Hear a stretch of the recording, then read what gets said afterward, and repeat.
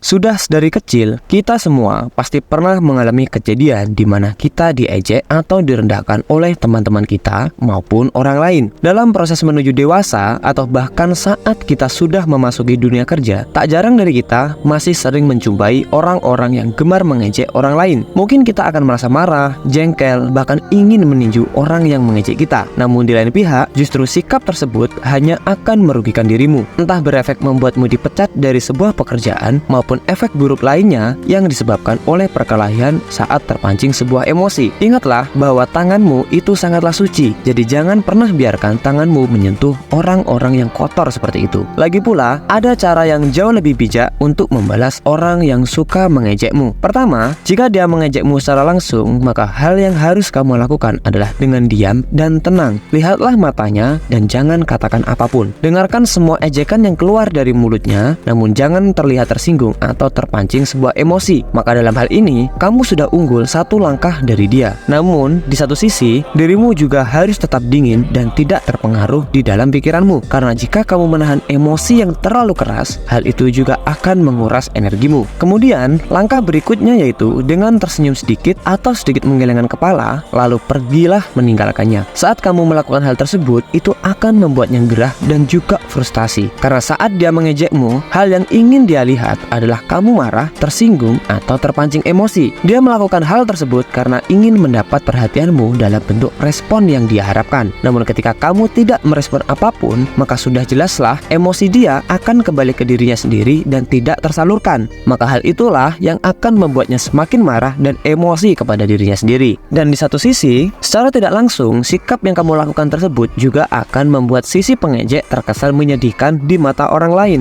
Orang lain pun juga akan berpikir, mengapa dia sebegitunya iri kepadamu jika tidak ada sesuatu yang membuatnya merasa lebih rendah dari dirimu. Ini adalah ilmu politik sederhana yang dapat kamu manfaatkan untuk membalas orang-orang yang toksik kepadamu. Mungkin kita dapat membalasnya dengan marah atau hingga berkelahi untuk mengalahkannya. Namun, cobalah berpikir sejenak, jika ada cara yang lebih aman dan tetap membuat bersih tanganmu, mengapa mesti repot-repot bercucuran keringat dan membuang waktu untuk mengurusinya? Dan di lain pihak, menyembunyikan emosi dan amarah adalah sesuatu yang bagus. Hal ini akan membuat orang yang mengejekmu tidak dapat menemukan kelemahanmu. Hal tersebut akan membuatnya bingung dan juga frustasi harus menyerang dirimu dari sisi mana. Dan kebingungan tersebut akan semakin membuatnya frustasi dan emosi terhadap dirinya sendiri. Ingatlah bahwa tidak ada keuntungan membalas ejekan orang lain dengan mengejeknya kembali, karena hal tersebut akan membuatmu terlihat sama dengannya, terlihat masih kekanak-kanakan dan belum matang secara emosi. Oleh karena itu, maka cara yang tepat untuk membalasnya adalah dengan bersikap tenang dan diam, melihat matanya, tersenyum sedikit lalu pergi meninggalkannya dengan kehinaannya sendiri.